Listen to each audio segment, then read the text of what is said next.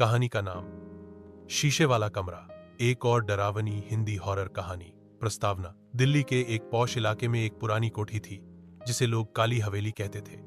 वहां कोई नहीं रहता था, पर एक कमरा था पूरी तरह शीशों से बना हुआ। कहते हैं वहां जो भी गया फिर वापस नहीं आया। कहानी की शुरुआत आर्किटेक्चर की छात्रा नेहा को प्राचीन इमारतों की तस्वीरें खींचने का शौक था। उसने काली हवेली के बारे में सुना और सोचा कि क्यों न प्रोजेक्ट के लिए वहां कुछ फोटो लिए जाएं। रविवार की दोपहर वह अकेले अपने कैमरे के साथ हवेली पहुंची। अंदर सब सामान्य था, धूल भरी दीवारें, टूटी हुई खिड़कियां और अजीब सी खामोशी। लेकिन फिर उसे दिखा एक बंद दरवाजा जिस पर लिखा था, इस कमरे में मत जाना, यह शीशों का नहीं साए का है। नेहा को लगा यह मजाक है। वह दरवाजा खोलकर अंदर चली गई। शीशे वाला कमरे में चारों ओर शीशे लगे थे। वह जहां देखती सिर्फ अपनी परछाई दिखती। लेकिन कुछ ही देर में उसकी परछाई ने उसकी नकल बंद कर दी। जब नेहा ने हाथ हिलाया उसकी परछाई स्थिर रही।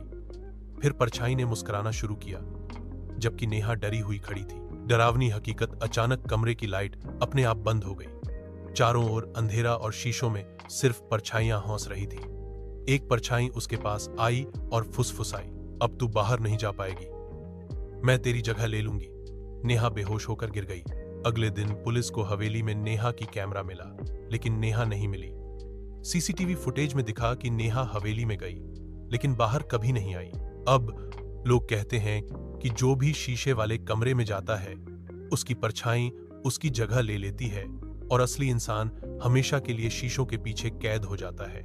समाप्ति। आज भी कुछ लोग कहते हैं कि अगर रात के समय आप शीशे में ध्यान से देखें तो आपको अपनी परछाई की आंखें झपकते हुए नहीं मिलेंगी, क्योंकि हो सकता है अब वह आप न हो।